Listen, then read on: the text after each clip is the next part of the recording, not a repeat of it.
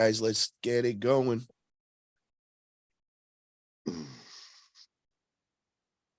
Yeah, Jordan, I was watching wrestling stuff all morning. Good afternoon, YouTube world. I'm Oh, your host, Paul Italia. If you haven't already, please make sure you subscribe to my channel. Got two very special guests on today, and we're doing something special today. So we have the man, the legend, Devon Larratt in the house, and we have Jordan Oliveri, who is a big-time MMA fighter, just got signed with Bellator. Oliveri or is it Oliver? It's Oliver, but it's all That's good. what I thought. I'm sorry.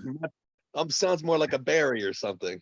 All right, Oliver, I'm sorry. Jordan Oliver. You're good. And Jordan is also a member of the Olympic team, which what a feat to get on that team in itself is just next level.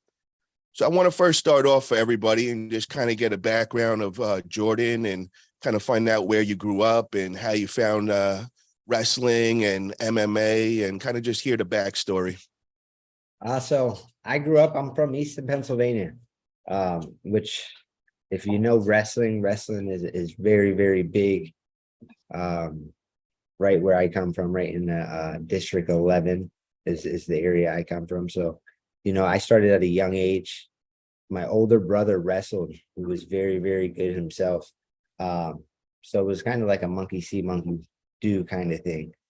So I started wrestling when I wasn't even able to wrestle. Right. It was almost like I was a hyper kid. My mom was like, that's free daycare. Go to wrestling practice with your brother. Right. So I started wrestling and about 3-4 years old. And then my first year wrestling, actually, I was terrible. I lost every match. All right. And I was very, very young. I was on borderline, not able to being able to wrestle. But the first year I was qualified to wrestle, I took off and had success. I won the league tournament and Eastern Nationals. And then I continued to have success throughout my, league, which we call is 1st through 6th grade. And then you get to junior high, right? So I won, going from junior high districts and anything you can win there. High school, 4-time state finalist. I was a 3-time state champ. Runner up my freshman year. I tried to conquer the feat of being Easton's first 4-timer. Came up a little short. My freshman year, I was 88 pounds, wrestled 103. So I was wrestling some big boys, and I made it a long way, but didn't get it done. But other than that, I won national titles while I was in high school. And there's a good tournament. It's like the best tournament you can go to. All the college scouts go there. It's called Fargo. It's like the best of the best. You got to wrestle like 10, 11 matches to win it. Right. And you got the best kids from everywhere. And multiple are allowed to enter. So I won that twice. And then, my college career, I went to Oklahoma State Cowboys, where I got to wrestle under the legendary John Smith, right? Best American to ever take the mat for USA, 6-time gold medalist. Sorry, I got a little lion. He's a 6-time gold medalist and a 2-time Olympic champ. So I got to learn under him, and that's kind of where my career started taking off of, learning not only the physical attributes, but also the mentality behind wrestling, and just the mentality of going into things and not wanting, mediocre, right? Being the best off the mat and on the mat, and just, learning, how to stay focused mentally and almost break another man's will, right? Even if he was physically or technically better than you, he taught you how to be very, very strong mentally and break somebody and even things out, right? So getting to learn under him. And then obviously, I graduated in 2013. I didn't make the Olympic team until 2020. All of those years I was in the mix on USA team. But, the big feat is making the Olympic team. And you really don't even understand how big it is. It's always a dream, right? You're like, oh, as a kid, I want to go to the Olympics. I want to go to the Olympics. But then when you stand up there and you made the team and you look next to you and there's only 5 other guys, you're like, holy cow, there's only 6 of us up here, right? And there's hundreds of us, and we have multiple world champs and national champs. And, just to make the team, you got to beat multiple national champs, right? And it's back to back to back. It's like, you're not wrestling, no easy rounds, but when you want to be the best, that's what you want, right? You want to compete against the best constantly and prove yourself, right? So now that I made my Olympic team, and for me, going to Oklahoma State, watching guys like Daniel Cormier, very close with Henry Cejudo, and and I know all these guys, like going from Uriah Faber and Dillashaw and Cody Garbrandt and you name it, Frankie Edgar. That all kind of came from that wrestling background, and seeing all these guys successful and being in that circle, right? And Usman, right? I'm down here and this is one of his gyms he trains, his gym that he trains at. And for me, I've always liked that, right? I've always competed at a top level wrestling, and I've always liked the one-on-one combat, right? Breaking another man's will. Right, that's the ultimate. When you can break another man's will, right, and he gives his best, and you give him whatever it is, you make him give up. It's a great feeling, right? We're like it's like the new age gladiators, right? Who doesn't like gladiators? So, this is something that always interested me, and right, in a lot of different crafts, but in the same sense, I want to be the best in the world, and I want to dominate. It's just not this. It's a little bit different from wrestling, not grabbing, right? Now we can punch. And Let me ask, I'm sorry to cut you off. Let me ask you, Jordan, when did you realize that wrestling is your thing? I know you said you started when you were 4 years old and all, but when did you take it to the next level? When did you decide, like, I want to become Olympic wrestler? When to be the best in the world? How old were you? I think, having success, when I was 6 years old, I told myself I wanted to win the Olympics. I watched, I forget what year it was. I watched it, and I remember I told my pappy, and I was like, I want to be an Olympic champ. This is what I want to do. Right. From that vision on, right. I didn't even know as a kid, I might have said it, but, my family and my support system kind of made sure, okay, going to practice. Oh, we can go to this tournament. Let's go to this tournament and wrestle. But not really until, to be honest, I was winning at a high level, but not until I got with Coach John Smith. When I got Okay, so that was John Smith was when you got to the college in Oklahoma. Yeah, that was your coach. Yep. Okay. So we got a super chat in there. I just want to send out. It's Constipated Devin for $4.99. The jailer stands no chance. Thank you for that super chat. Love the name. And for Jordan, if you don't know, Devin has a big match going against Dave Chaffee coming up in a week, and he works at one of the jails, so that's who they're referring to right there. Okay. Yeah, So, he's actually at Erie also.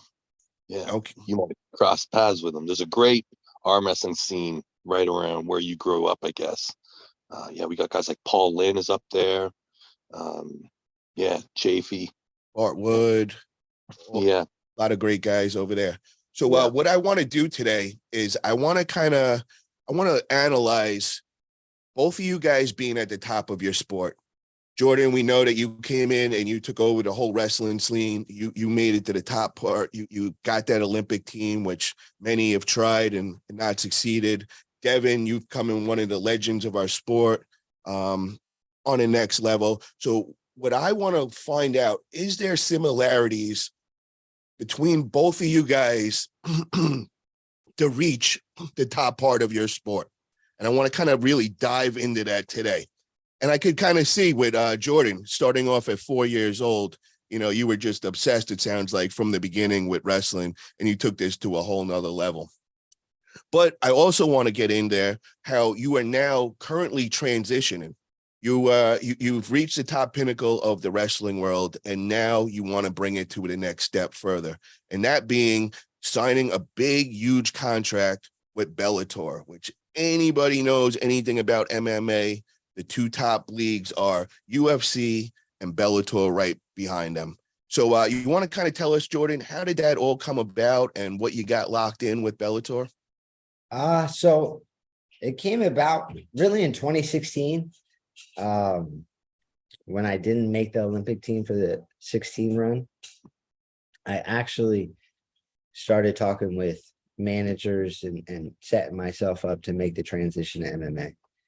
At the time, Bellator, we were also speaking at the time. I was very close to making the commitment, but I knew for myself, I said I wanted to do something, and, my word is my bond. So for me, I couldn't leave the wrestling scene until I made an Olympic team or made a team in general to say I'm the best in the States. I'm the challenging to be the best in the world. If not, I am the best in the world. Now I can make the transfer and chase this MMA dream that I have of winning a world championship belt in the mixed martial arts world. So after I made the Olympic team, and then I started talking with management, and one of those is his name's Dave Martin. It's MAG agency, CEO of it, but he's the manager, and there's a couple other people under. That was somebody I was speaking with. That's who I signed with, who also is kind of part owner of Kill Cliff Fight Club, aka that gym, right? That, we have heavy hitters down here like Michael Chandler and Gilbert Burns and Usman and Michael Johnson. And list goes on how many guys came through this gym. Just so people that don't know, that's located in South Florida. So you've picked up and you've now moved down to South Florida, and you were training with them every day. You were just all in MMA, correct? Every day. So even today, like we were explaining, it's 9:00 mitts, 11:30 we got conditioning, ground and pound, wall wrestling, you name it, right? From Monday to Friday, I probably got 2-3 workouts every day, all day. There's no, even Sunday, you say you're off, but I'll get up and go take a run, right? So, going from the top pinnacle of being in the top upper echelon of the sport of wrestling, right? Making the transfer to MMA, it feels good. I'm learning, and I'm ready to climb the mountain and become a champion in MMA. So there's Sure, a let lot. me ask you this, bro. It's gotta be hard, I would think, in a way where you were the king on the wrestling match. You must go into a school and you just demolish everybody. But now to go into an MMA school and, like, for instance, Brazilian Jiu-Jitsu, I know there's a lot of big differences, and I know that it does take some time to get used to that. So is it a hard transfer? Like, are you going into these schools now, kind of getting your butt kicked, where you're used to the guy that was kicking everybody's ass on the mat before that? For sure. For sure. You go from being the top dog, and then you get in the gym, and it's very humbling. But you come and you got to throw yourself in the fire, right? And that's how you learn. Even from wrestling, I went to Oklahoma State. I got my ass kicked for years, right? Not years, but months until I really started getting a groove. Same here. You got to throw yourself in the fire. So, yeah, I'm at the bottom of the totem pole, right? Because we got guys that are killers and best in the world already that train here. The reason I'm coming here is I want to be the best in the world, and I got to see that level and train against that level, and then obviously match it and then go past it, right? I want to be the best. But it's also humbling, right? You got to take it with a grain of salt. You got to understand that these guys maybe been striking or doing jujitsu for 10, 15 years, the same amount of time I've been wrestling, right? So it's not just going to happen like that. But you got to think, in an MMA fight, you can take the fight anywhere, whether it's on the ground, right? Whether it's in the stand-up. So it's a lot of IQ as well, right? It's not just, okay, this guy's this good. It's a lot of thinking. And also at the end of the day, it's just him versus you, right? It's who's going to break, right?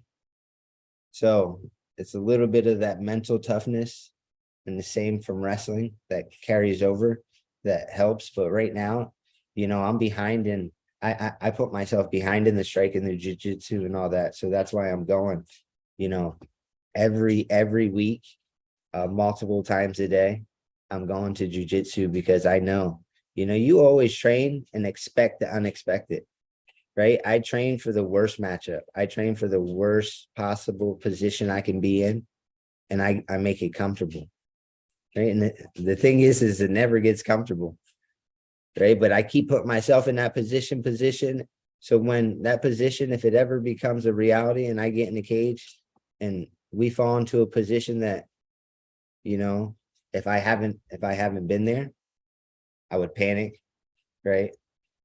I just want to put myself in positions, right, to be aware that, okay, if we go to the worst case scenario, if this happens, I'm prepared. You know what Right. I could see a similarity already when you're telling me all this, and especially when you're telling me how it's very humbling at the beginning when you're going into these MMA schools and all, and it's kind of the same in the arm wrestling world. And I kind of experienced it from my own background. Before I was in arm wrestling, I was all in, I did MMA for, 15, 20 years, training under the Gracies, Matt Serra, all them. Then I also went into fitness modeling, and I was living in the gym, just lifting 2-3 times a day. And also I was generally, I was a lot stronger than the average person. And when I got into arm wrestling, I outlifted everybody in the gym on my team and all. But then when we would actually get on the table, the smallest guy, 165 pounds, skinny, tiny, he would get on there and make me look like a little 4-year-old girl and just go right through me. And I just couldn't figure it out. It was driving me nuts. 25 years of background of bodybuilding and, just getting on the bench press with this guy, and I'm putting up 305 and this guy's putting up, maybe 225 once or twice. But then we get on the table and he is just humbling me, just totally destroying me. So I kind of feel there's a big similarity as far as when you first get into the sport, man. It's very humbling, no matter what level you're coming from. You've got the wrestling down and all, but still it's like a learning experience and getting your butt kicked probably a lot of times on the table and on the mats and all. For sure. I want to bring up to Devin now. You just heard the whole story about Jordan and how he got obsessed and really got into wrestling, and then it's now transferring over to MMA. I kind of remember your story, bro, coming up and everything. And I remember you always said that you were always into bodybuilding and lifting weights and getting yourself stronger. And then you found arm wrestling. So kind of similar in the ways you guys came across your sport, your niche, and how you went all in. Do you feel like a similarity when Jordan's telling this story about your journey into arm wrestling? Yeah, for sure. Yeah, I actually have a ton of questions for you too, Jordan, because I think most people on this channel are pretty aware of me and my story. But just for you, Jordan, yeah, like I found arm wrestling when I was like 4, 5.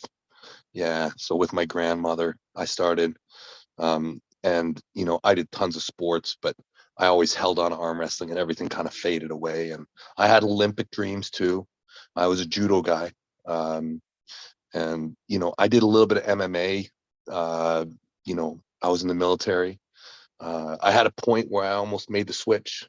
Um, what's the guy, the ground and pound dude out of Orange County? Man, I'm so terrible with names. County. Anyways, Tom. Man, I hate myself right now for forgetting this dude's name. Anyways, I've got a little bit in the fight community, but yeah, I'm an all-in arm wrestler, always have been. Like, I do some stuff on the periphery, but yeah, I'm completely all in my game too. Um, and I like how you talked about making a guy quit, making a guy submit, because that's worth a whole lot more to me also than getting a win. Is when you can get that nod, that acknowledgement. It's very, very meaningful, right? um I got like, you just a sidebar before I ask you. So I did this little fight camp for I fought Thor. and I got to hang out at TriStar in Montreal. You know that gym? Is that where GSP Yeah, train? GSP. You know Faraz Sahabi. Yep. I just looked Yeah. him up. Yeah. I was out of that gym for like probably about 4 weeks. I lived there, so I lived in the gym and just got up every day and got my face punched in. It was incredible. I loved it. Did honest work. Yeah, there was a wrestler there that I became quite good friends with. His name's Saeed Mustafa. He's an Olympian. Okay. I think, yeah, like high level, like gold or silver medalist. He was an Iranian guy who came over to Canada, and once he got to Canada, he stayed. Yep. Yeah, now he trains out of TriStar. Incredible dude. And this guy used to beat the piss out of me every day. And he was just the amount of pressure that he put on me it was just constant, man. Constant pressure. And I Underhook. think that's a wrestling thing, right? Was he underhooking you? And man, I don't even want to say what he was doing because we were mostly boxing, right? Because I was getting into a boxing match, but he's the same kind of as you, Olympian wrestler. Oh, Iranians are very, very good.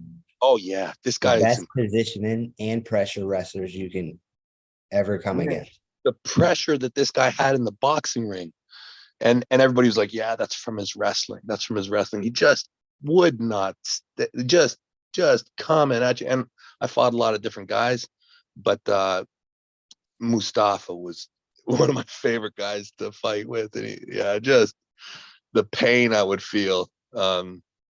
Anyways, dude, if you ever want to come up to Montreal, it'd be interesting for you to meet this guy. Love to. Yeah, because he's the same story as you, Olympian. He's not. I don't think he's fighting with Bellator or anything, but he's an Olympian, high level Olympian who's transitioning as a wrestler into and he's at a TriStar. So it's yeah. If you ever want to come to Canada, I do all those connections for you. I'm sure they would love to have you just hang out and Start man. packing my bags right now. All right, buddy. Yeah. I'll pick you up. I'll pick you up at the airport and I'll take you. Any chance I get to go and hang out with those guys, I'm always happy. Hold on one second, Devin. We got a big super chat in from Silky Wilkie for $50. Yes, Paul, I see commonalities in arm wrestling. Wouldn't learning a new style open a myriad of decisions and openings? I think it's slow progress assimilating new knowledge into your style of performing.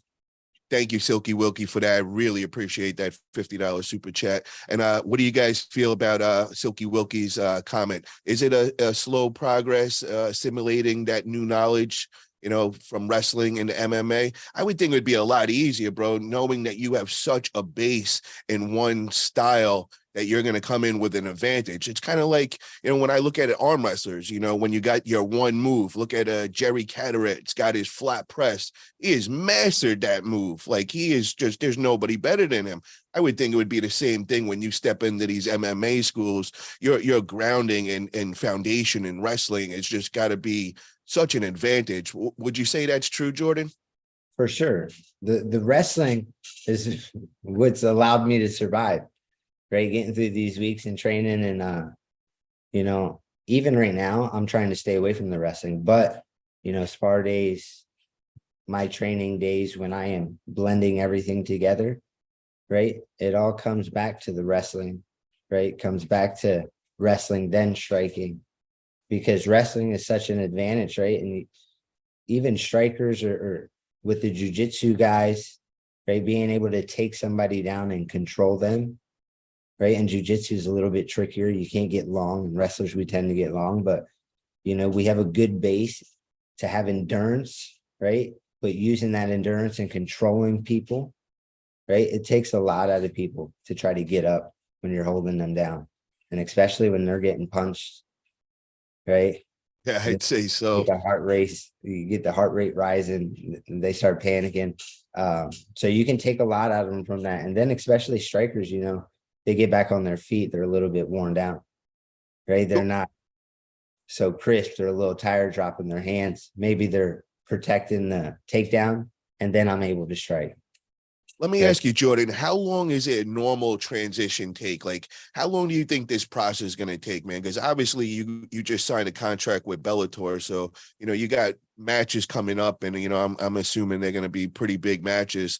How long does it take for you to see success in this sport? Is this going to take a couple of years, or are you already there? You think you're going to come in there and just start getting the W's right away? I think, I think I'm going to get W's right away. I think I'm going to come in and win. I never want to lose, right? But to say I'm already there would be, would almost be disrespectful, right? I mean, even look at my wrestling. I wrestled for 29 years. And after 29 years, my wrestling, the first shot I ever learned at 4 years old, I was still improving 29 years later, right? If you're, whatever you're doing, I don't care if it's business, arm wrestling, MMA. MMA now has all these different crafts. When you're doing something, you're trying to be the best and you're trying to reach perfection. But the thing about it is you never reach perfection. You get damn great at something, right? And Coach Smith told me this, you'll reach greatness, but you'll never be perfect, right? And you'll always find ways to improve and get better. So, in this game, if I did it for 30 years, I'd find ways to get better for 30 years, right? But obviously, you got to jump in, right? So for me, I got to get in, I got to compete, and I got fights lined up within the next, 2 months. So jump in, compete, see where we're at, see what we need to work on, right? And it's always see where you're at and then come back and keep improving, see what you need to work on, right? This kind of reminds me when me and Devin did an interview last time, and I brought up Dave Chaffee, and they had a match back in 2017, and they're having their rematch in a week from now. But I asked Devin what has changed, and he says that he's went all in with arm wrestling. He's not working, so he could put all his focus in there. So I said, all right, you were a master before, Devin, in your craft. Can we now call you a grandmaster in arm wrestling? And he stopped for a minute and he looked and he's like, yeah, you know what? Yeah, you can. So it's kind of the same situation, bro. Guys been doing something for so long. You kind of went from that mastering to like the grandmaster of arm wrestling. You did it in wrestling, and now you're looking to do it MMA. So what I want to kind of figure out between both of you guys is what made you guys get to this level. Do you guys see yourself training more than most people? Are you obsessed? Like, what is the similarity between both of you guys to be at the top of the game? And let me ask you, Devin, that first. Yeah, so that's a double yes for me. That's a strong double yes. I don't know anybody in arm wrestling who trains even close to as much as I do. Like not even close. Yeah, and yes, I'm completely obsessed. Yeah. Jordan, same question for you, brother. Are you training more than the normal person, even like the pro fighters in MMA right now? For sure, right? I call it fast tracking, but I'm doing 2, 3, 4 workouts a day. And even when I come home, my girl is like, sit down. I'm sitting in here shadow boxing with weights, putting weights on my feet, moving, watching videos. So I'm constantly working, man. Yeah, I believe, that's a huge part is you put in the sacrifice, the disciplined work, and know that nobody's working harder than you. And that's the confidence that you take into the competition. Right. And there's little parts that go into it. It's funny. I was watching, it's funny. Devin says he was watching me wrestling because I was telling you before he got on, remember, I was watching his little highlight reels and his competition, and even the similarities of the intensity of competing, but also the little mind games, right? Where you start breaking into people's mental and getting them emotional. As soon as you get them emotional, you're like, okay, I got him. I got him. Right. I seen him in his highlights. When he's arm wrestling, he's talking to him. He's talking to him. Right. He's laughing, telling him, oh, too strong. I'm too strong. Right. So all that Jordan, I got to tell little you this, stuff. brother. He is the number one in the game when it comes to playing mind games. And it's not just on the table. I know you saw the highlight reel, but it actually starts at the signing of his next match. And Yeah. he gets right into their head. He starts with the videos. For example, he just had a big match against Gennady. Gennady's a big-time Georgian arm wrestler, one of the top in the world. And right away, Devin was just getting in his head. And the way that he was doing it was he was saying, I'm not going to train. I don't need to train. All I'm going to do is sit on this couch and work out my thumb. I mean, it sounded so ridiculous, but that's him getting in Gennady's head. And then he also started calling Gennady baby hands. Well, if anybody knows anything about Devin, when Devin says something, I mean, it goes viral. So now you have, probably about 100,000 people calling Gennady baby hands when, it's not true. But, Devin said it, so now it's being said, and Dad had a mess with Gennady. And the guys that are from the other side of the world, they don't take lightly to this. They're not into the trash talking and all. They kind of are more respectful in a way, where we're the ones that are like to put the spotlight on by talking a lot of shit and all. That's respectful. That's in the game. If you ask these Georgians and Russians, mental warfare. Hey, I agree. We're gonna compete. I agree. After I beat you, we'll take a side note. Hey, we were just competing. It wasn't anything personal. It was business.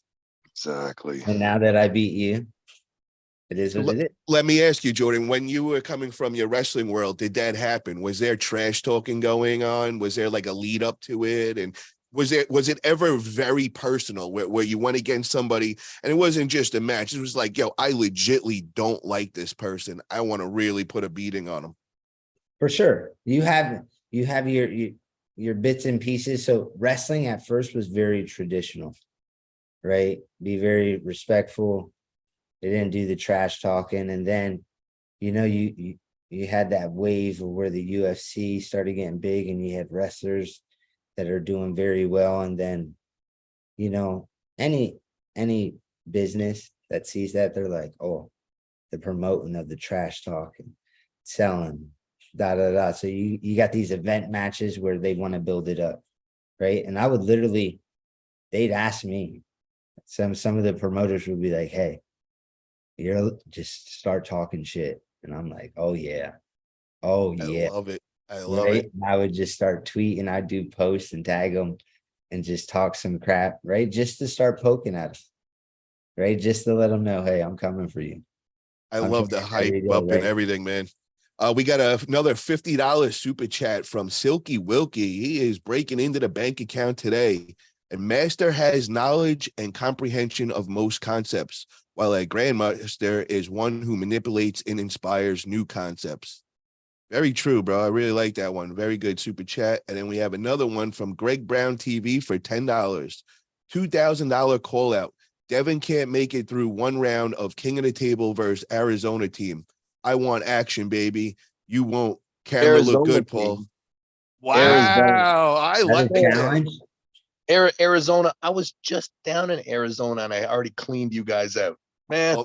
Well, now go make $2,000 and go do it again, bro. That's where John Brzezinski is, right? Yeah. John's in Arizona. I believe so. Man, it was just last fall I was down there and I freaking cleaned out all of Arizona. Where were you? Well, if you want another $2,000 paycheck, brother, make your way over to AZ. Yeah, it's a nice place. Yeah, of course it is. I'm going to be headed to the States soon. I'll tell you, I'm not. Interesting times coming up. Interesting times. Hey, Jordan, wrestling. Like when I think about MMA, like the mix of everything, like any style, whatever. I saw an interesting stat that it was a massive stat too. I think it was like 60%, because I think there was this presumption that somehow BJJ had surpassed all the other sports in how important it was in MMA. And I saw a stat that it was like 60% of the champions in UFC, their base was still wrestling. Wow. I didn't know Yep. that. Is that Yep. true? That's true, eh? Yep. Most of them have a wrestling or have a knowledge of a wrestling background. Right? Yeah, And but so many, it's the base, right? Like the stat that I saw, that was the base of most of the champs. Like that's their martial art of origin. yep. Yeah. That's crazy. We got another $5 super chat in from Danny Tundra. Chaffee will beat Devin. Hope Dev has been eating his pancakes. Wow, that's a Man, strong you gotta be statement right there. kidding me. You gotta be kidding me. Man. Protein pancakes. So this is what I want to talk about, guys, is I want to talk about the growth of our sports in the last 10 years and what has happened. And when I say our sports, I want to say MMA when I'm talking to you, Jordan, as a whole. So I want to kind of compare, because I was into MMA, I was going to all the UFC fights and everything. And I was always sitting front row right next to Joe Rogan and all. And I went to like 4 or 5 of them in a row. And I started looking around the 4th or 5th one. And I started realizing, I'm the only normal person here. I'm sitting next to all celebrities, where at the first 1 or 2, there was a lot of normal people next to me and everything. Oh, stop it, Paul. You're a celebrity too. Well, hold on. Well, what I'm trying to say is I started watching the progression. It went from anybody being able to get in that front row and to be kind of get a talk with Dana White or Joe Rogan. I could go up, shake their hands. Around the 4th or 5th one where it was no longer happening, I was just lucky to get down there. I was literally the last person that wasn't a celebrity. What I'm saying from that is obviously during that time, the sport really progressed. It really grew big time. When you got all the big time celebrities, the A-list guys showing up, you've made it. So what made UFC grow so exponentially, and what do we need to learn from UFC to get the same experience, the same growth? Jordan, what do you think in the last 10 years has changed to make MMA grow to the heights that it has and be $1 billion industry? I think the thing is they're listening to the fans, right? They're doing things like creating belts for BMF belts for the baddest dude, right? Just to create matchups that fans want to see. Also, now you have athletes and champions, right, that are winning and now doing super matches and challenging for different belts, right? I think, not so much as UFC as well as the athletes taking the risks as well, but UFC also promoting and allowing the athletes to, challenge and, okay, not 1 belt, have 2 belts, right? But they are giving the fans what they want, right? You got guys, Conor McGregor got so big, he's boxing Floyd Mayweather, right? Yeah. And now you have this crossover, right, which is opening doors. Now you got YouTubers and guys like Jake Paul, right, that are coming out and boxing, which the dude can box, right? He's beating up a couple of the UFC guys in boxing matches, right? But this right here is just creating not only growth for MMA, but it's starting to cross over, and it's, you see the growth of boxing, and you see, the growth of all of these, crossovers. Now you have boxing getting huge, and you have celebrity boxing happening. You got, even UFC now, Dana White has what the I don't know what it's called, slap Fighting. Yeah, which is freaking awesome. I think No, we don't want the slap. We want him to pick up arm wrestling, not the slap fights. Drop the slap fights and come over to arm wrestling. Hey, brother. I think he grabs arm wrestling too, right? Oh, But yeah. I think the submerge of just everything, and it's helping everyone grow, which is great. But one thing they're doing very well is they're giving the people what they want. Devin, with the whole with everything Engen is doing, putting this amazing event together, East versus West, is that our UFC, bro? Is that the key to our growth? What we're doing, how we just kind of got that top platform now, where to showcase our top athletes and all? Are we on the track of progression, or do we need to do more? For sure, we need to do more. Listen, it's what's going on at East versus West is incredible. It's incredible, especially for showcasing the top talent. Engen has facilitated the top talent meeting regularly, which has not happened. It's a huge step forward for the sport, but there's tons of stuff that needs to happen. What's really happened for arm wrestling over the last 5 years is we now have, and we are so far behind MMA. We are way far behind, and we can learn a ton from sports like MMA, sports like boxing. There's a lot of lessons that we can absorb from you guys. Hold on, Devin. Let me ask you one question, brother. Where are we at as far as where UFC was? Were we at where UFC was 10 years ago, 15 years ago? Where do you put us? Oh, we're right at the very beginning. Right Okay. at the very beginning. Yeah, So I think we are. So we're practically like between like 10 and 15 years ago is when, Yeah, I UFC think kind of so. just started kicking off like that. Yeah, like the thing is we have definitely as a sport had our viral moments. Okay. So it's equivalent to those first few UFC tournaments where everybody was like, wow, man, this is crazy. You got a ninja fighting a wrestler, you got that dude carrying out the cross, and you got this great big dude getting beat up by this little guy, and everybody was going crazy. So I think we've had these moments. I think that our sport has had this.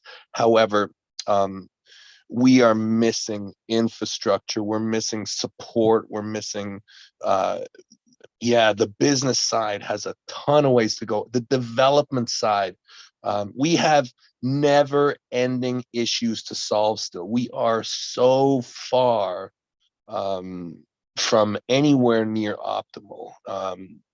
And I think What do you see as the biggest hurdle like that UFC overcame that we need to do? What is step one for us to get there? Is it drug testing? What do you think? Do you think that's a no, I big think part of drug it? testing is later. Okay. There, of course, that's part of it, but I think that there's a few more steps before that we really need to focus on. I think that interestingly, we have actually done a lot for the top of arm wrestling. We've done a lot, but as a community, I think we're really missing. There's been this big vacuum that's been created in our grassroots. Like Jordan's talking about how he was, doing wrestling camps when he was 3 and 4 years old. Just the entire concept of MMA wrestling, how it's way more of an investment. Like you got look at Jordan's training 3 times a day. Okay. So am I. But the thing is in MMA, bet you any money that the gym you go to, Jordan, there's probably a whole squad of you training all day long, like lifestyle guys, right? That's right. Yeah. And you can find lifestyle fighters in every single gym in every city across North America and the world. You can't say that for arm wrestling. In arm wrestling, there's probably 100 of us total who are lifestyle dudes. And I'm maybe even, probably 100, maybe more when you talk about the government sponsored guys, but still it's the numbers are not the same. We do not have the facilities set up yet. The way we run our clubs, we need more camps. We need the ability to have summer camps for kids where they're doing arm wrestling like every day, man. Or training for like with the sport as a central theme. So we still have there's so many holes to fill. Yeah, but hey, keep your eyes this way because this fall, man, I'm telling you a little secret here. I'm sharing this little dribbles here and there, but I'm not booking anything. I am not booking any. I've got the Dave match. I got nothing. I got the nationals in Canada that I'm going out to, and I got the Gennady match, and nothing else is being booked. Zero, because there are some big projects happening. Big, big, big. I love hearing that, bro, but I'm also a little angry that you're saying that, because now that means that the Dennis Saplenko match no, is no, no, gone, no. bro. Hold on. Don't make any assumptions. Oh, Don't make okay. any. Just So because I'm not booking them, it doesn't mean it's not happening, and it might happen even bigger. Okay, just and don't forget the T-shirt you're wearing. Okay, there's projects running. Jordan, you talked to me the other night when I was all excited. Remember, like a couple weeks ago, we talked about this crazy idea I've got. This, anyways. There's a lot we got to do for the sport, and I think that we all have to play our part. Not one person has all the answers. We each have capacity to add, to bring a pebble to the fort, or maybe some brick, maybe some mortar.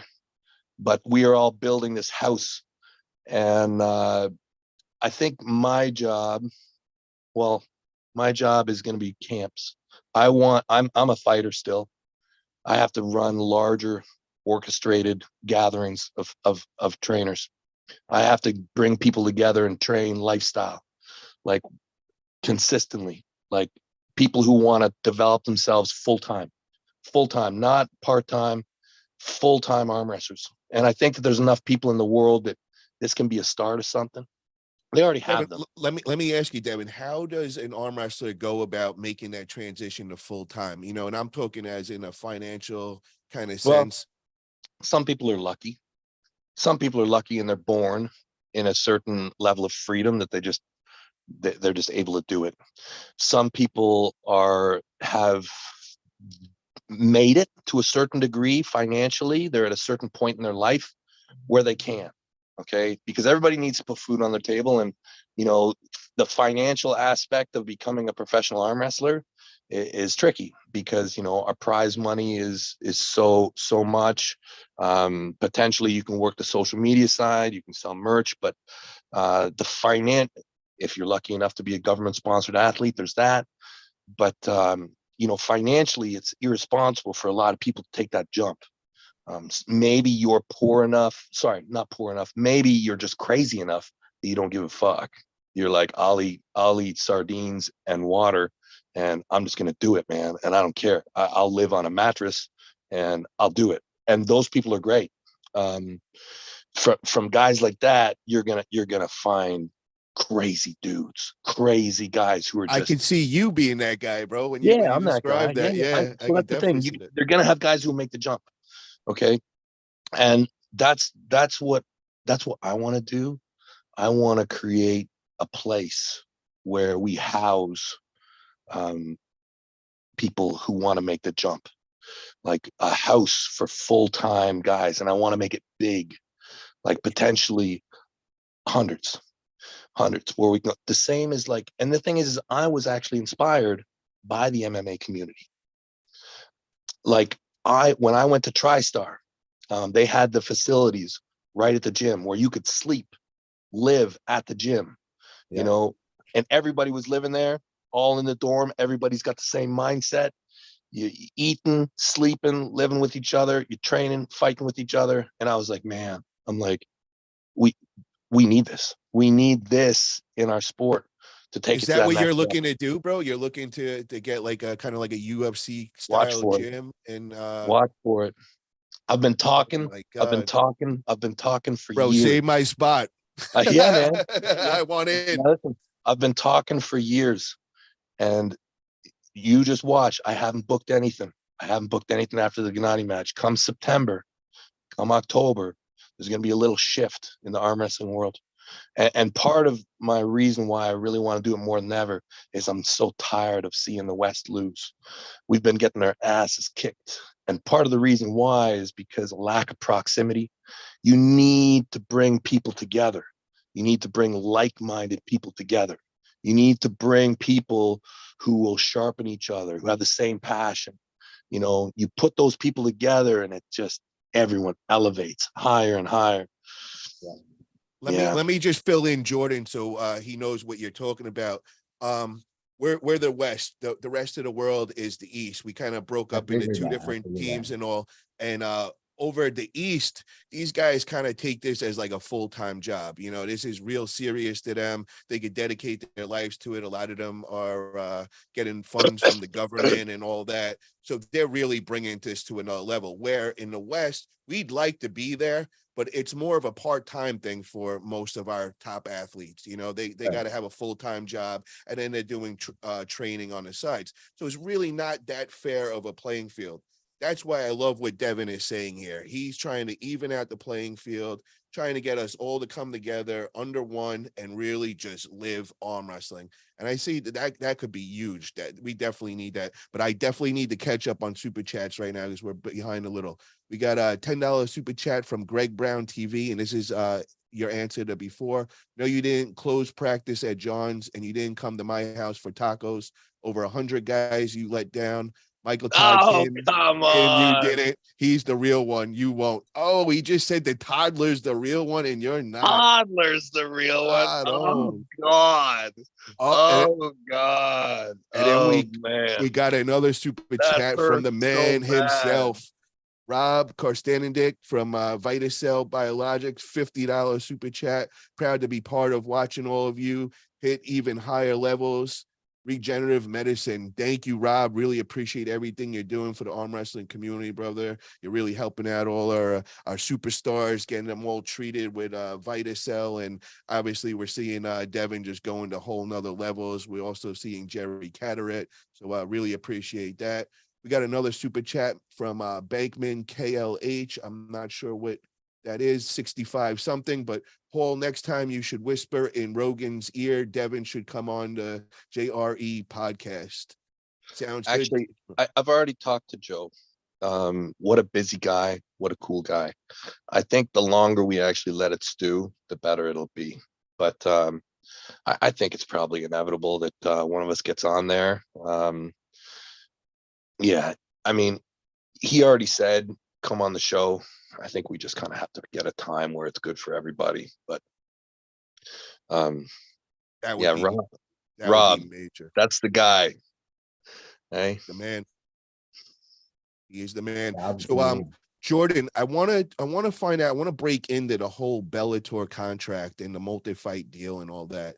You know, because we're talking about, you know, how to make this a full-time deal. You know, with MMA world, it's a lot easier. You guys got a lot more money in there to make things happen like that. How are you surviving right now? Because, you know, you're training 2-3 times a day. You obviously just picked up from Pennsylvania and you moved down to South Florida. You know, it can't be the cheapest things to do. And also, how are you surviving? Are you keeping a part-time job or a full-time job, or is this MMA you're all in right now?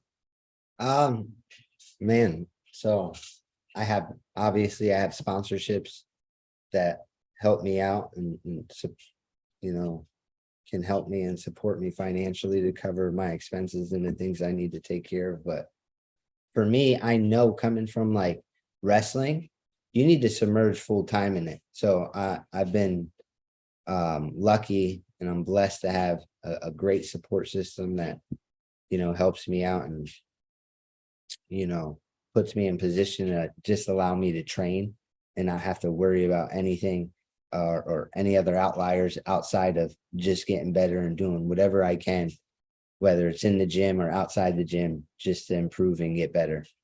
But obviously you start off, right? As a fighter, right? You got to start small, right? But the paydays come when you fight. So, you know, some fighters like to jump in and wait a little bit of time. And for me, building and getting right into it, obviously you see a payday, you're like, hey, I want to, let's fight right away.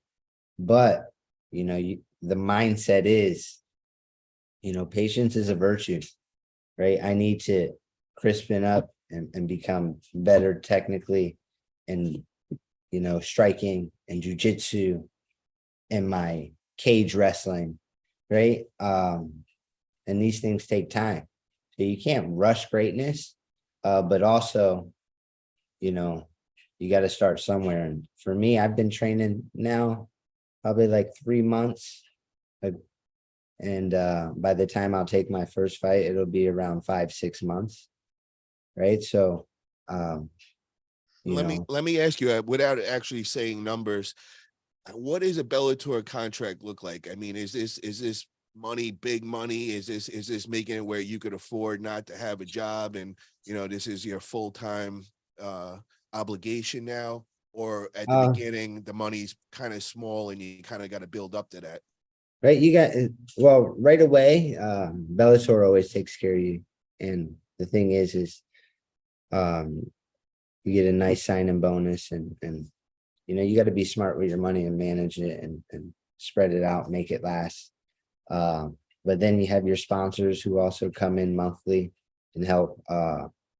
But how did you go about getting your sponsors? Did they contact you or did you reach out to the people? so my management, right? My management does some of that. Also, some of them reach out to me and we kind of chat, and me having the following from wrestling and doing what I've done from wrestling, I've been on the good end of getting some good sponsors and people that do want to be part of this journey and support me.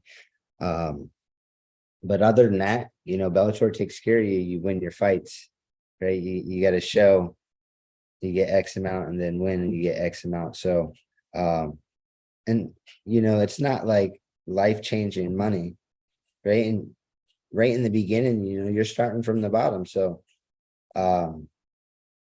it's not saying that it's a huge amount of money, but it's enough money to, make you comfortable. And for me, it's not even wanting to make me comfortable. For me, I'm looking at it as I want to turn around and, possibly fight 2 months later and fight another 2 months later. As much as I can fight, because I know going and testing my skills in the heat of the moment, the fight or flight moment, adrenaline's rushing. That's when you see, the little nuances and the little details that you need to work on. Right. And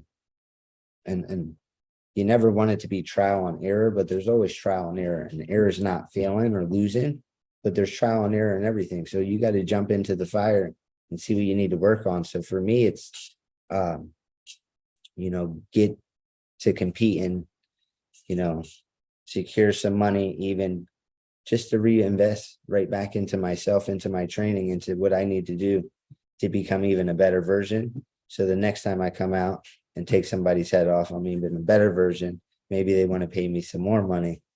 And, we're reinvesting in ourselves. And obviously, for me, it was never even like wrestling.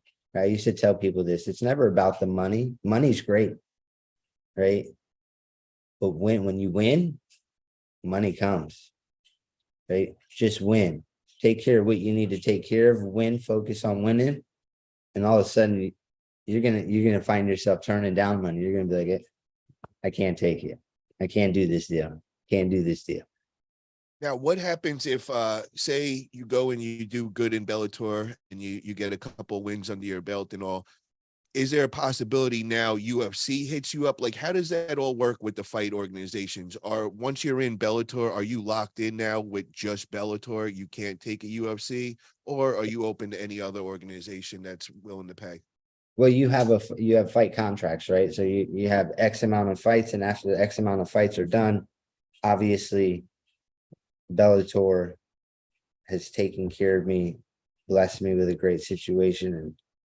And when that's all said and done, we'll sit back down and renegotiate a contract. Or if the UFC is something that I feel I'm ready for at the time, and we want to have eyes on UFC and Bellator lets me go, or whatever the case might be. And I would love to go and compete against the best, right? Whether it's the best in Bellator, the best in UFC, wherever it might be. But right now I have a 4-fight contract with Bellator.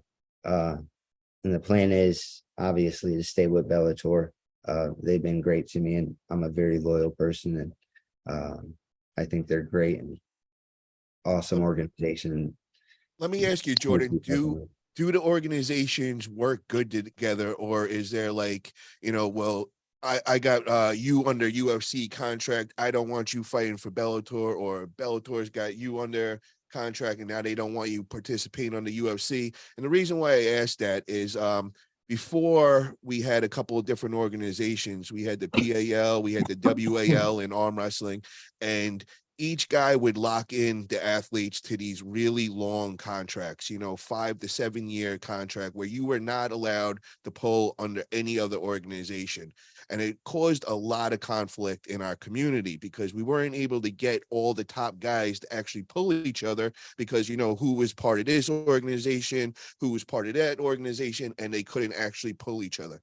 So as of recently, our man Engin Terzi went and developed the East versus West organization, and he kind of got rid of all the contracts, and he's got all the top guys from all the different organizations before. They're all under one, and we're all finally getting to see the matches we wanted to see. Are you guys experience anything like that, or do UFC and Bellator work well together? So it's 1 year in a contract with Bellator, you're fighting under Bellator. When you're in a contract with UFC, you're fighting under UFC. There's no intertwining. Now, Bellator, though, has started broadening their horizons, right? And they are crossing with Rising, who's another big fight company that's in Japan. So there's kind of even switching their superstars to fight their superstars, which is pretty cool. I think that's like the next step, right, for MMA, right? If the best there's a lot of different organizations, and there's a lot of top guys in different organizations that are very, very good. Like even Mighty Mouse, right? Mighty Mouse is still one of the top dudes. He's in, I believe it's one championship, right? But to even like bring, say, the best one championship guy who's Mighty Mouse and to fight UFC, the best there, I think that's the next step, right? It's everybody wants to see the best fight the best, no matter what organization it might be, right? Even if they do, okay, how about UFC's roster champions versus Bellator's roster champions, or whatever organization it might be? That would be pretty sweet. People would go crazy and it would blow up, right? But I think that's, way later down the road. But right now it's, when you're locked in, when I have a contract with Bellator, I only fight under Bellator. I want to compare now training camps for both of you guys. I know you have a match coming up. You said it's going to be in 2 to 3 months, Jordan. We know that Devin's got a match next weekend coming up. So what is an ideal time-wise for a training camp to begin? How long would you ideally want for your training camp? And let's start off with you, Devin. Yeah, it really depends. Obviously you can have a higher product if you have more time, but at the same time you do benefit from doing competition. The thing is a lot of people want to compete, and a lot of fans like to watch you compete. And as an athlete, really, I mean, you want to compete as much as you can. But the reality is, the more time you have to prepare to get healthy, to do a good taper and a good peak, this process takes time. So, I mean, the more time you have, the bigger your peak will be. But it's just way more fun to compete a lot. So really, I mean, I think that what you want to watch out for as an athlete, that you don't start to compete and not kind of heal your injuries. Like if you're going from competition to competition and you're having like nagging injuries, that's probably going to become an issue. And if you're waiting so long between competitions that you're just not having fun, I think that that's an issue too. So, I think that you should just take opportunities as they come and not give yourself too much pressure. Try and absorb the lessons from your last competition and absorb them into you. And then, just compete as much as you can and be flexible. I mean, there isn't really one set training protocol. And the truth is like, if you're living your life and you're taking advantage of opportunities, your life may become very chaotic. And somehow out of that chaos, you're going to have to somehow put together some kind of a ramp that leads you to competition. I mean, when you become busy, it's rare that you can just live in a cave and be structured and create what most athletes, prefer to do when they're being disciplined and creating a final product. But flexibility is never overrated, and hold on to why you're doing it ultimately. And that's probably just to have a good time. Hey, but like, give me an idea of if you just had the dream set up for a match, let's say. Yeah, well, the thing is, I mean, the dream is different. I mean, I love to just, the answer is going to change, man. Like what's right at one part of your life is not going to be right all the time. Like, I'll tell you, very traditionally, like a very, very traditional answer would be lock me up in my house, give me food, let me structure my training multiple times a day, let me go out and spar, okay, let me overtrain consistently for a couple months, and let me break into a tape, or a few months even. So like 6 months, man. Like, you want me to be, but the thing is, at times it gets stagnant, you run patterns too long.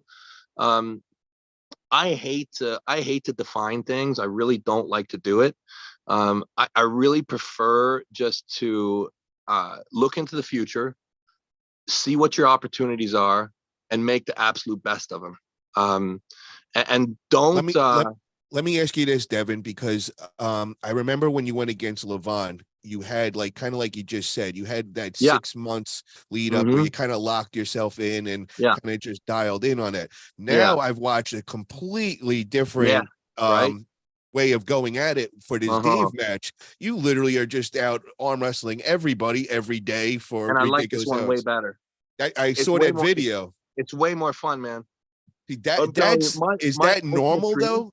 Is that a Uh, normal person? Because I look at people and usually they want, like, 12 weeks, yeah. of dial and train, where you're just kind of just going all at it, throwing everything at it, Yeah. including the kitchen sink.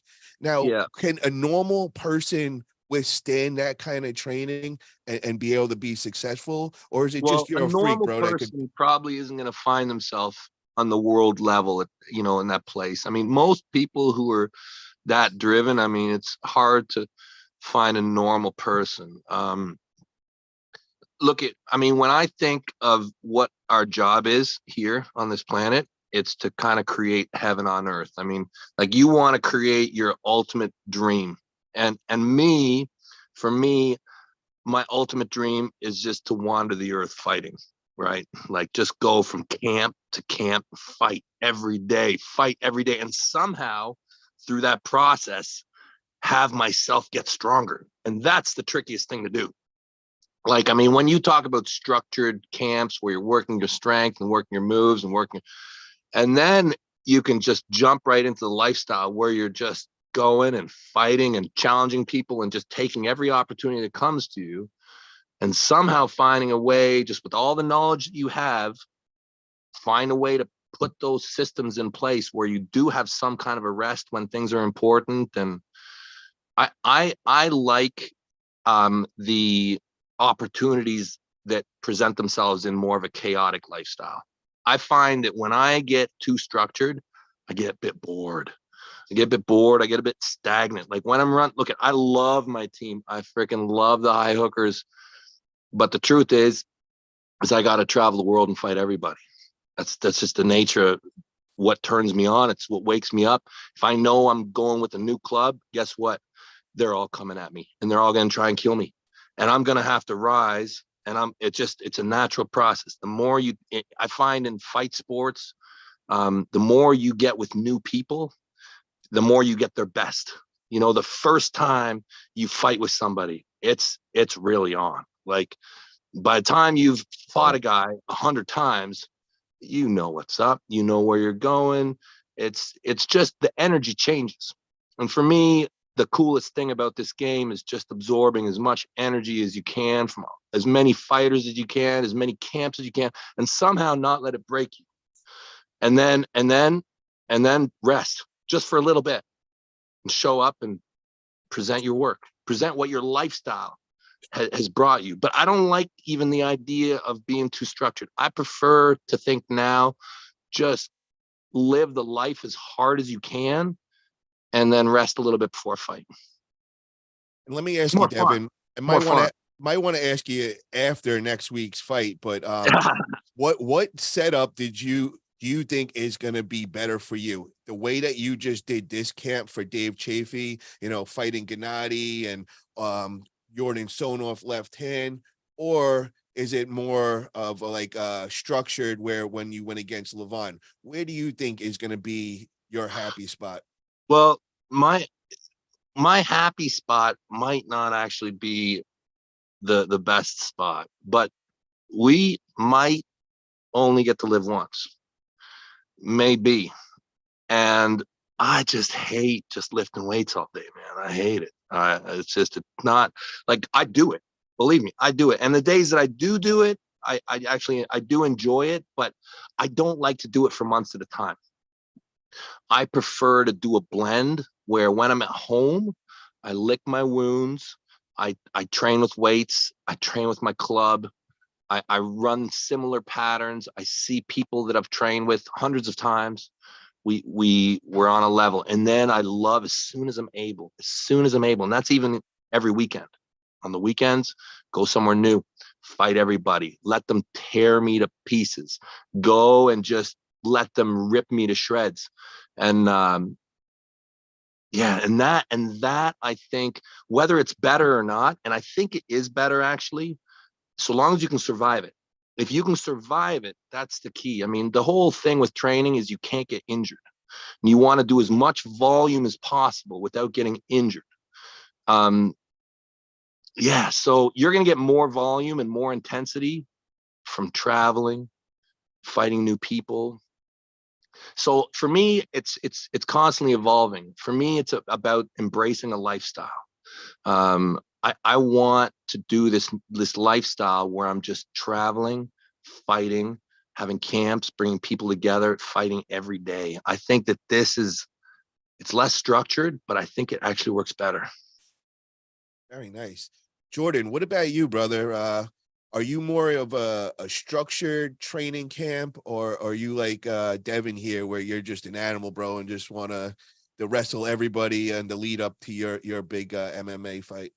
Oh, for sure. You always want to get everybody's best, which is, I think Devin answered it so far back, even before you even asked the question. I think it's a lifestyle, right? You got to embrace the lifestyle of being the best.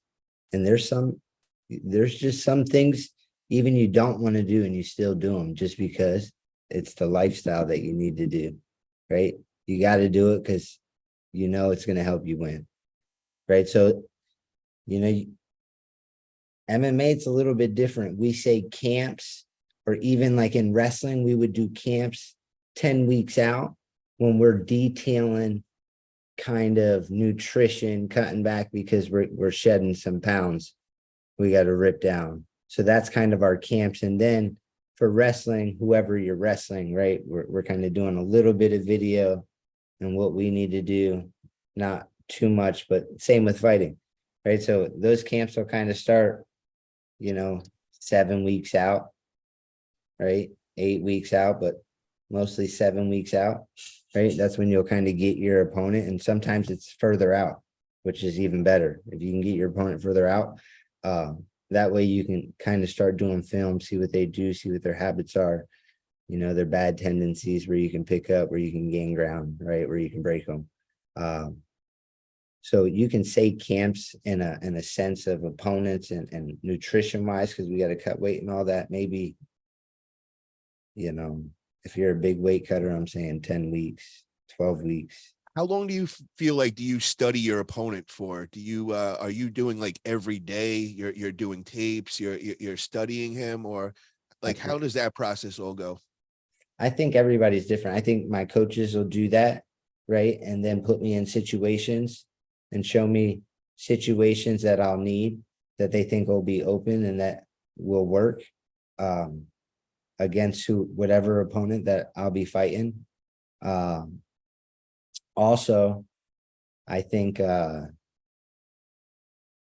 right, I don't ever watch somebody too much because I don't want to be worried about too much of what they do. I want to be aware of what they do, but I want to be very in tune of what I'm doing, right? Because at the end of the day, I start thinking about too much of what he's doing. I become defensive mindset, right? In any combat sports, you get on a defensive mindset, you're in trouble, right?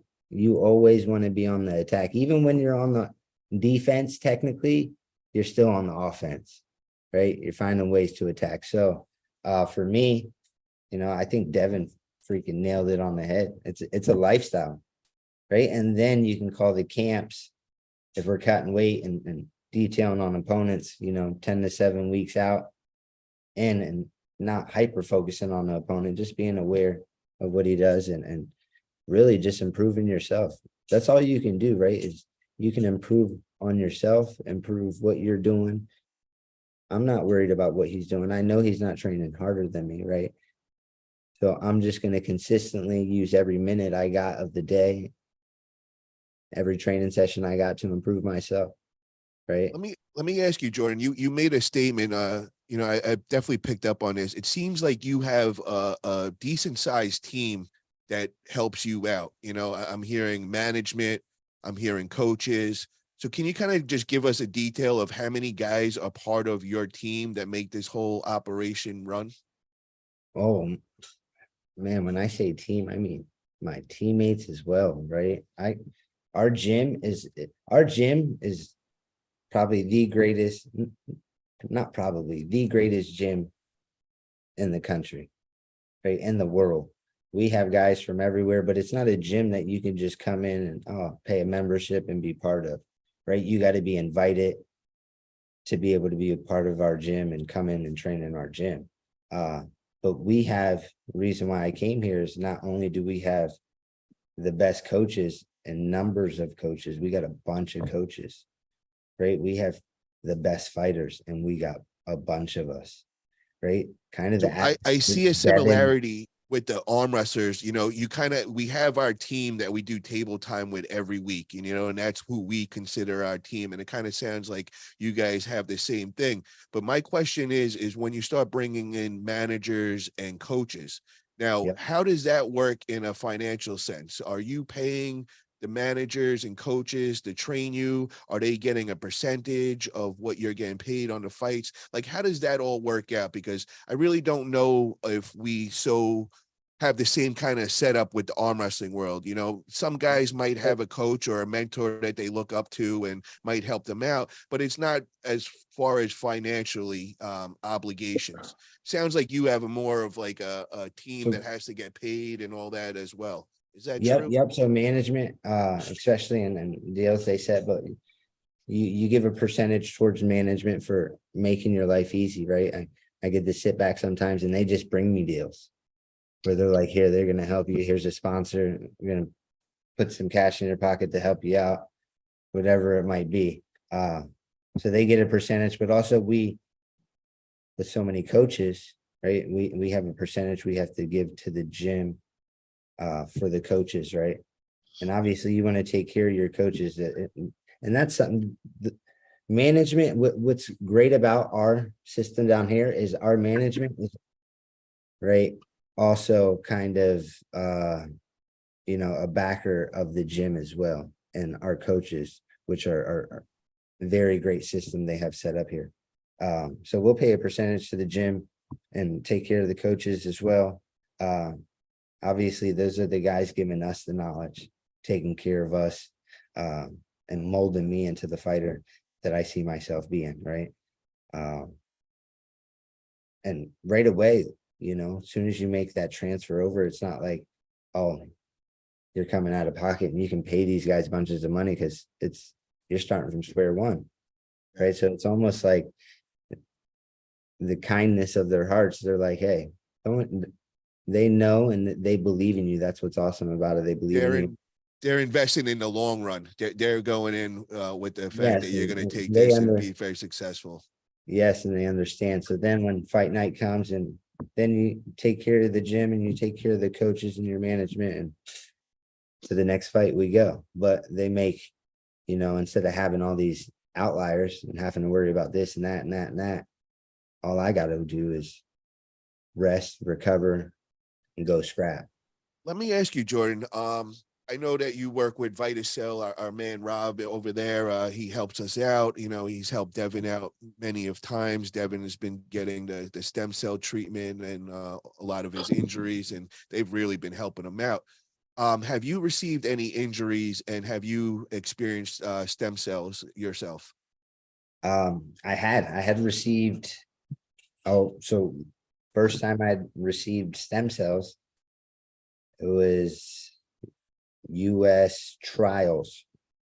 I tore my LCL and MCL, had partial tears, had an unstable knee. Thing was, is 11 days later, I had to turn around and wrestle in Final X. So on the 11-day turnaround, I asked USA Wrestling, hey, can I have postponement? I need to get my knee back to health. Obviously, I wasn't a returning medalist, so they said no. That's when I was able to get some Vitacell stem cell, right? I got some stem cells, and then You actually did the stem cells, or did you do exosomes? Which part did you do with it? I did, I believe I did the stem cells, or Did maybe you do it with Mark? I did it with AJ Caprio up in Jersey. Okay, And now how many shots was it, and I took three shots. They put it right into the joint, one on the inside of my knee, one across the front of my knee, because I think I had a little bit of a meniscus tear as well, and then one on the outside of my knee over the LCL. And obviously for 1 to 2 days I rested, but within the I want to say the end of the second day, I went and worked out and I felt great. Right. And third day came along and my knee got even better. By the 5th day, my knee was stable and I was going through like hard workouts, like regular. And then I competed 11 days later. I had a 3-match series, right? Not just one, not two. We had a 3-match series. And I literally, my adrenaline was really high, obviously, but I literally gave up a couple single legs and was able to turn my knee out, use my knee as nothing ever happened. that is Right? amazing. Another success story from It was stem unreal. cells, just crazy. We got a $2 super chat from Greg Brown TV. I remember when I used to be a Devon Larratt fan. Oh, he's not giving up, bro. He's He keep said throwing used to things. be. Listen, Greg. Listen, next time I get down to Arizona, I'll wash your team up. No problem. No problem. I promise. I Hell yeah. promise. I just thought I was going to the Mecca when I went to John's house. I thought everything after that was secondary. But hey, if you're saying your club is the club, okay, I'll just tell John next time that I'll pass by him and go and see you. There you go. Definitely get over there. So I want to switch directions now, brother. I want to talk about this next weekend coming up. We know we got a big event going down in Dubai. We got King of Table 7, and you are the main event match going down, going against Dave Chaffee for the rematch, which we know you guys both pulled back in 2017. I think it was 18. Okay, 18. Yeah, I'm not sure. It was either 2017 or 18. Yeah, 18 or even 19. Was 18 or 19? Wasn't 19. It I was came in at 18, 19. right? Okay. Yeah. Well, before we get into that match, I want to get your thoughts and predictions on Engin Terzi making his comeback and going against Coach Ray. And for you guys that don't know, Engin Terzi, for the newbies out there, Engin is known today as the top promoter. He's put together East versus West event. Unbelievable what he's did for arm wrestling. But the thing is that people don't realize what a legend this man was on the table. And I really, really want to stress to you, get over there, Google, check out Engen's old matches and all. This man is just on another level, one of the best pound for pounds ever to live. And I'm just very excited to have him back pulling again. You know, this is a treat for all of us. Enjoy when he's around pulling. So with that being said, bro, do we think that Coach Ray has any shot against Engen, or is this just, levels above? Well, I'll tell you, you try and predict matches, and I mean, I consider myself knowing quite a lot about arm wrestling, and I always get them wrong. So Sanders was here, a few days ago, and he was telling me that Ray is in the best shape of his life, and he was bragging that he put on 2 centimeters on his forearm. So he's probably in the best shape going into it. You cannot say the same thing for Engen. You can't. But for me, like you said, Engen is at the very top of the sport in everything. Like if I had to give you a very short list of names of the greatest arm wrestlers, Engen's on that list. Engen, even in bad shape, has got to be the favorite. He's got to be. He's completely, so that guy who's eating sardines and living in a dumpster training all day, that could very easily be Engen. Okay. Engen is probably the most committed guy to the sport of arm wrestling that we've had. He's a complete gift to us in his accomplishments as an arm wrestler, and now as a promoter, and just an encyclopedia. He's gonna kill him. That's what I really think. He's gonna murder Ray. It's gonna be whack, whack, whack, whack. The only thing I worry about is the dude is so mentally strong, right? And his body, just, I don't know. I mean, I remember the last time he pulled, he did hurt himself. That does worry me a little bit. Now, the level he was pulling at that time was super, super high. Not to say that Coach Ray isn't super, super high. He's very high. But, man, if I was betting, I'm betting Engen Terzi. 100%. I agree with that, man. Very hard to bet against Engen. Very hard. The next match, bro, I got to bring up is our left hand title match, and this could be the number 1 left hand on the planet after this. So we got Corey the Gorilla West going against Artem the Terminator Morozov. My only question for this one is, it being in the King of Tables setup, we know it's going 6 rounds, possibly 7. Yeah. Is this going to be hard for Corey with his endurance, to be able to bang with Artem and win 4 rounds? I'm pretty sure he could pull off 1 or 2 wins on Artem, but I'm really not sure if he's going to be able to have the endurance to go all the way. What do you think? Jordan, I'll break this match down a little bit for you. Okay. So Artem Morozov, he's like, Ivan Drago? Yeah. Right? Picture Ivan Drago, but for arm wrestling. Okay. Young kid from Kazakhstan, just like perfect. Stud, 285 ripped with abs. Crazy. Like completely conditioned, perfectly conditioned, technically perfect, like physically just a total monster. He's number 1 in the world right now on the left. And then you got the gorilla, 430-pound gorilla, bro. He breaks all our scales.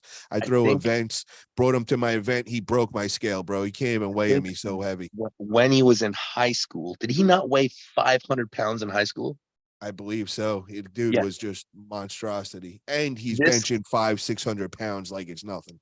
So this guy is like one of those guys who's, and I don't even know a guy like this, but you grow up in school and there's that kid who's just way bigger and way stronger than everybody. Yeah. Okay. He's twice as big and as strong as that guy. Like just a total gigantic gift. Like he can just break locks. Like if you give him a lock, it's not like he can just break it. He's got that kind of just insane strength. And Jordan, when Devin says this, being one of the biggest guys, Devin is that guy he just described. Devin's that dude that walks in the room that is 6'6", that is just towers over everybody. Have you met Devin in person, Jordan? I haven't. Oh my God, bro! Watching videos though, he's a monster. You can't tell on the video until you see him in person, bro. One of the craziest things about Corey, Okay, and I got freaked out. I don't know. I don't remember where we were. We were at some event, and I'm looking at him. And when I think of Corey, I think of like he's a little bit of an endomorph. Okay, endomeso. Okay, so he definitely got a little bit of softness to him. But it's so weird. I'm looking at him, and somehow this fucking guy is vascular. I'm looking at his chest and his biceps, and he's all vascular. I'm like, what the hell is going on here? Are you fat or are you all ripped up? I'm like so confused. You know how some people who carry a bit are just really, really strong? I think round one, I want to talk about round one. I think Corey's gonna whack him. That's what I think. I think round one, Corey's gonna murder him. That's what I think. And then it's gonna get real interesting because he's gonna be so happy and just woo and blowing off, and it'll be hard to do it 4 times. Yeah, it'll be hard to do it 4 times. Yeah, I just remember that match with David Dadicon when David was winning 3-0, and we had everybody had Artem counted out, and then Artem came back and went 4-3. I think Corey is stronger than David. I think Corey. I'm just gonna go ahead and say we're gonna have a new world champ. I agree. He's got the power, bro. It's just my whole question is the endurance going to be there? I know he knows he's got to put in the work and what he's going against. So you got to imagine. The gorilla, right? Yeah, man. Yeah, the gorilla, bro. Yeah, he's going to be tested this day. Yeah, he's from Arkansas, right? Yeah, Arkansas. Yeah, great, super cool dude. Hasn't even been arm wrestling that long. I think what is he on year 7? I believe it's 5 to 7. He's not long there. He hasn't been arm wrestling long, but my God, he's strong. I felt him after I pulled Levan, and I was like, oh my God, he is gotten already then. Yeah. And it's gonna be a problem, bro. It's gonna be a problem. So you're saying after this weekend he will be number 1 on the planet left hand? I hope so. I really hope so. I'll be cheering for him really heavy. I know it's a tough feat, but I think he's our best chance left-handed. I do. Now I want to go on to the main event, your match, bro. And this one I really want to get into. You got the rematch with Dave Chaffee. Now, a lot of people are saying out there, with the different table and different pads, could present some problems for you. All these are excuse makers. They're still holding on to a what if. But I gotta admit, bro, I know you've leveled up. I know you've gave yourself the title from master to grandmaster, so we know that the experience level and all that. But your strength and everything, you've gained probably about 20 pounds since that match. Now, but my problem is you used the King's move last time. That was like your bread and butter to do that. This time you're telling me that you don't need no King's move. You'll beat him in every. Listen, I might go King's move. I might still. Okay. I don't really box myself in one way or another. I think I'm going to probably hook him. I really do believe that. But I want to go back a little bit just to all those people who were like, oh, it was the pads. It was the King's move cheat that he got away with. Man, I want all you people to go back and watch that match. Understand that Bart is Dave the godfather or something to one of Bart's kids, or like they are like brothers? Okay. Yeah. You watch every single round. People thinking that I'm cheating in that match.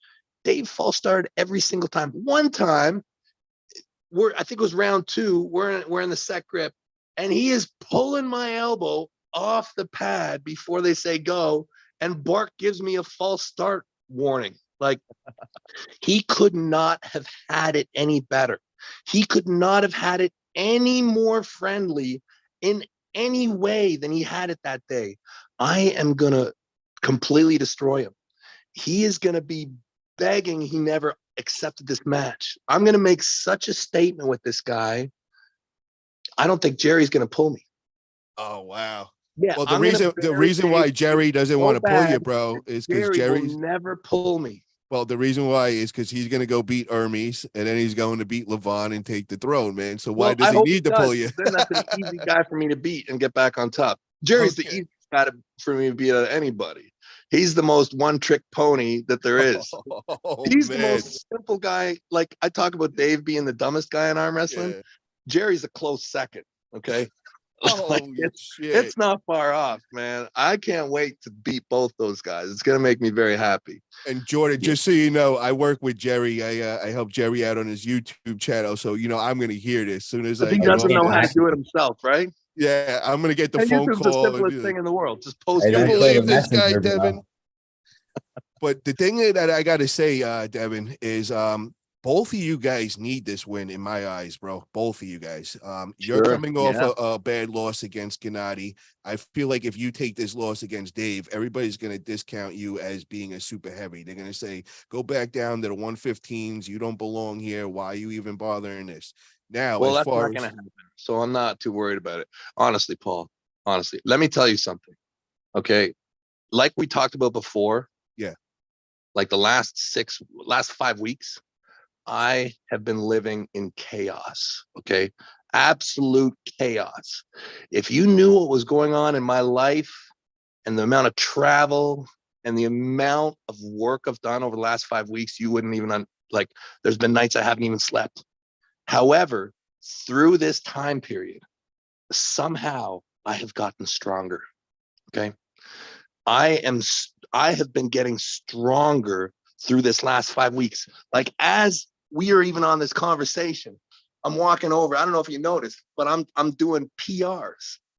I did PRs about 15 minutes ago while I was on the call with you. That's how easy it is bro, for me. stop. No more. Rest, please. See that? See that? Those are my Jeez. PRs. Okay. This is how easy it is for me. Okay. I just go over. Okay. Easy. It's like nothing.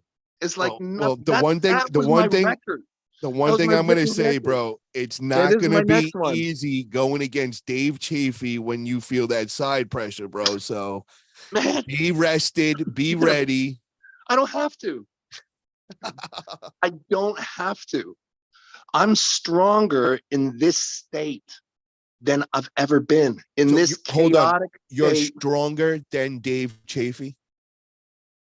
Dave Chaffee is, you know how like a bull is stronger than a tiger? Yeah. Yeah, it doesn't matter. Okay. So, okay. So I just want to hear this. So yes or no, are you physically stronger than Dave? Not better arm wrestler. I just want to know strength wise right now. Dave can bench more than me. Dave can deadlift more than me. Okay. My thumb is going to squash his into oblivion. Okay. Okay. I'm not interested in his pecs or his glutes. Okay. Okay. I'm here to beat his hand up. Okay. So who has more side pressure? That's what I want to hear. Side pressure. Side pressure is like kindergarten arm wrestling. Okay. That dude is going to do two things. He's not going to be able to rise me. Okay. And ultimately, his bones are weaker than mine. So there's your real answer. The whole side pressure thing, I'm not worried about side pressure. If he goes side pressure, we'll end up in a king's move. I'll bleed him out. Okay. If he wants to come at me, I'll go right in there with him, but he won't. Devin, what's the rules for the king's move in King of Table? Because I know with East versus West, they're very strict. Same as it's been, same as it was last time I pulled him. Okay. Oh, so there is no, you can go shoulder underneath if you want. Was it that way when I pulled him last? No. But in WAL, you were allowed to do that, right? No, you weren't. Oh, no, you weren't. Okay. No. Okay. So no, nothing's changed. Nothing's changed. Who's the referees for this match? Do we know? I think it's Bill. Okay. But it doesn't matter. It doesn't matter who the referee is. Now, what I find interesting about this is that this all controversy started by Dave. Let me say that again. This all started by Dave talking shit to Devin, which I've never heard before. Usually it's Devin, getting in the mind. This is a misconception again, Paul. I'm rarely the one who starts it. Very rarely. No, bro, I watch you from the second you sign, you start the little mind games and throwing little daggers. You always do, bro. I am the most respectful guy in the sport. I am. So you're respectful when you're up lining up on the setup up there and you're yelling at the 100%. referee. No, you're Listen, not. I am fighting for what's fair and what's right. In your head. Oh, oh, people freak out when they arm wrestle me and they try and cheat me. Yeah. This is the truth. This is the truth that not many people want to accept. A lot of people choose to see me as some kind of a villain. But the truth is I am very accepting of a fair grip. People look at people that one of the big ones for me that I find so interesting, the John Brzenk match. People criticize me so much for cheating poor John. The truth is the guy couldn't keep his elbow on the pad. It's illegal. It's illegal to lift your elbow, Paul.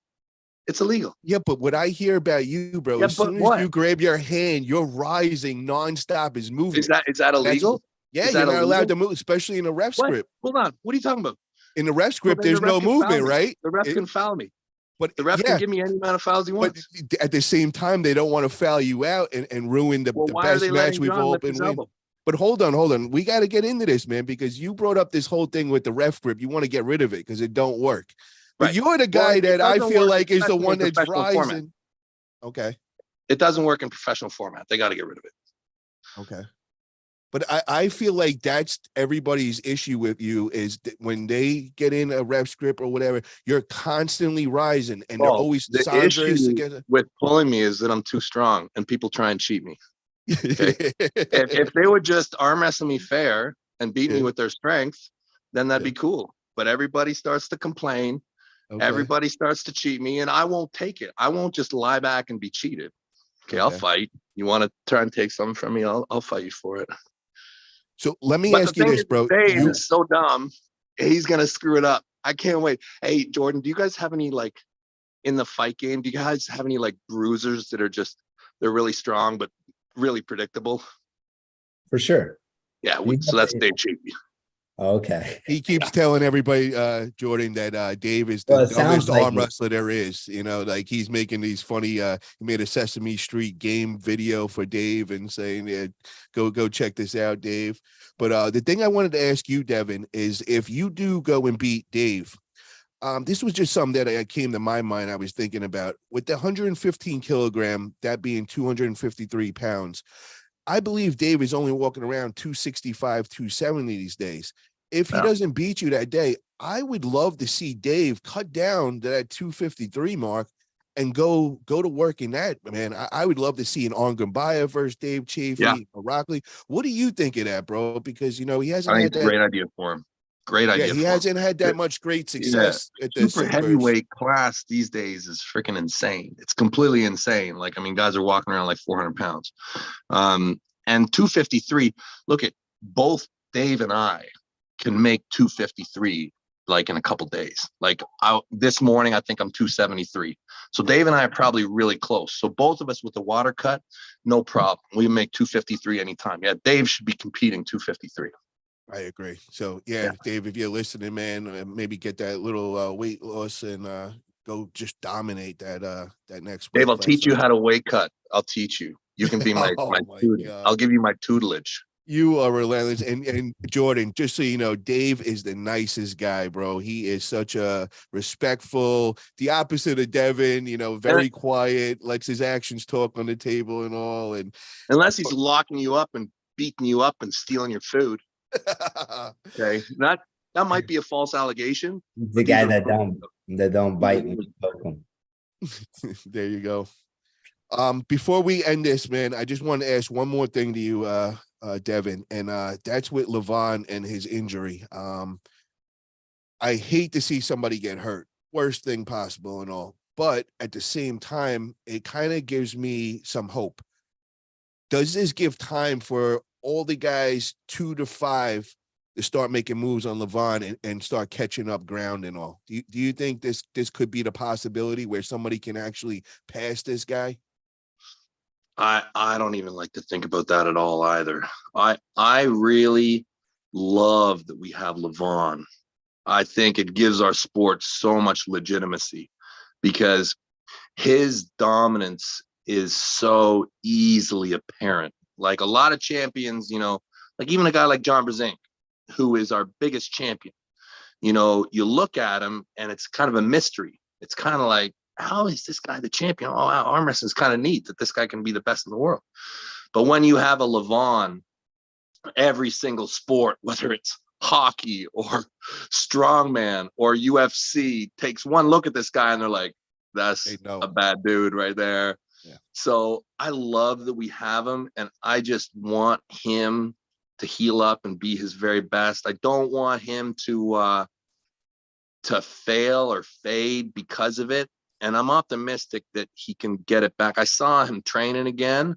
Yeah. I saw him, doing wrist curls again. So the truth is he's massively overpowered. He doesn't even need to be as strong as he is. And I know that when the body gets injured, it always compensates. I don't think, if he gives himself time to heal, I don't think it's going to make a difference. I don't. I think he's our dominant champion, and everybody's an underdog until proven otherwise. Everybody's an underdog against Levan. Yeah. I feel like in the next year it's gonna happen though, bro. I feel like somebody's you want to bet? Yeah, you know what? $1,000 right now. I'll put up $100. I'll put $100. $100 for what's today's date? Just as a fun little in the thing. middle. Are you sure you can afford it, Paul? Until next June 17th, I think that somebody's gonna come. $100. Oh, Paul. Yeah, because I'm not going to go that crazy, bro. Because okay. I'm because it's Levan, okay. bro. It's friggin' Levan, dude. I know. But I know. I do know we have Zauer. We got Zauer coming. We got Dennis making his comeback. We got a hungry Jerry. Everyone is an underdog. Bro, Jerry is gonna come and shock you and the rest of the world, bro. Jerry is gonna come and smash through Hermes, and then he's coming for Levan. If you want to change the bet, let me know. You want to change the bet, let me know. Let me tell you, Levan is not the same. He's not. Okay. I pulled Jerry. I pulled Levan. Okay. Let me look at. See this? Yeah. See that? Yeah, but the thing I got to tell you, bro, is you pulled Jerry 5 years ago. Jerry today and 5 years ago looks like two different people, bro. Did you see the recent videos? What he's doing with the weight? Yeah. That doesn't do anything for you. You're not scared at all. Look at Jerry does look better. He does. Okay. He does look better. And before I thought he was just going to get killed by Hermes. And now I'm starting to wonder. I'm starting to think that's going to be a really nice. Yeah. I'm starting to think that's going to be a real nice match. But I'm telling you, Hermes is not Levan. He's not. Levan but even after seeing what he did, bro, and stopping him, he got 4-0. He looked like he was gonna pull Levan out on a stretcher, bro. Yeah, in the fifth round. In the fifth round, it's already done. It's already over. Yeah, but he goes back to that training. It was really impressive. It was really impressive because we all thought it was just going to be completely nothing. Yeah. Okay. Yeah. It was impressive, but if you you run that match back, considering that Levan can get healthy again, which is very likely. Okay, he's going to be the favorite to 4-0 him again. Yeah, that's what I think. I agree. Hold on. We got a big super chat in. He's 420 pounds. His wrists are twice the thickness. His hands are way bigger. He's Georgia. I don't know. Hey, how is Georgia in the fight game, Jordan? They're good. Yeah, in arm wrestling. Man, they're killing the best. It. Yeah. They're Hold on. We got a big super chat. I gotta say this. Silky Wilkie for $100. Let me cover the bet, Paul. Don't be a wuss. I love it. Thank you, Silky Wilkie. Yo, put up another 900, Silky Wilkie. We'll make that $1,000 bet with Devin. Let's get him. Yeah. Well, I wanted to thank you guys for coming on today, bro. I really appreciate both of you coming on. Jordan, I wish you the best of luck with this big contract with Bellator, and Devin next weekend. I hope you kick some ass and really show Dave what time it is. This was a great interview, guys. I love MMA. I've come from an MMA background. Now I'm in arm wrestling, and just to compare and see the similarities of both sports was just a great thing for me. And also it gives us something to strive for, to grow to that MMA size. We want to be that billion-dollar industry eventually one day. Is there anything you guys would like to throw in there before we call it a day? No, Yeah, first yeah, and Jordan. foremost, Hey, so great to talk to you, man. I'm gonna continue to follow you and watch you kick ass. And anytime, yeah, wasn't kidding. If you want to come up to Montreal and do a camp here, I'll do my very best to facilitate. Would be no problem at all, I'm sure. Come up and party with us. And I'm gonna be coming down to Florida soon, so I'd love to get together and just shoot the shit with you. But yeah, best of luck with everything. And Paul, tell your guy, tell Jerry that he's next. Okay. Yeah, I definitely will. And hey, get over. good luck next week. It was great to meet you. I appreciate the kind words. When you come here and train, maybe we can get you in the MMA room. You can Yeah. beat up some dudes. Yeah, I'd love that. I'd love that. They might try to arm wrestle you, but there's no challenge in it. I'd love to get on the mat. I'm terrible, but I'd love to do it. Oh, you'll be good. We'll get you some Uh, good training. Same with you, Paul. When you come Hell down, yeah. we'll bring Well, you in. I live there now. So, Devin, whenever you come down to Florida, bro, I'm right you're in here. Florida now. Yeah, I'm in California Yeah. right now, but I'll be at my Florida place next week, and I'm there the rest of the year. So, Where in Florida? West Palm Beach. I'm right next to Jordan. I'm probably about 30 great. minutes away. Cool. Yeah. Okay, well, we'll see you guys down there. 100%. And We'll see you guys, get soon. over to Jordan Oliver's Instagram. He's got a big following over there. Definitely follow him. You'll as soon as he announces his next big Bellator match, we'll be able to watch that. And if you haven't already, get over to Devin's YouTube channel. Make sure to subscribe to Devin. Devin is our ambassador of our sport and a great legend of arm wrestling. Thank you both for coming on. I also want to thank and shout out to Vitacell Biologics for putting this together and for everything you guys are doing for the arm wrestling community and for the MMA community, really keeping our top athletes in a great shape and all that. And I really appreciate that. Thanks again, Rob. Have a great day, guys. We will be in contact soon. Good luck with both of your endeavors.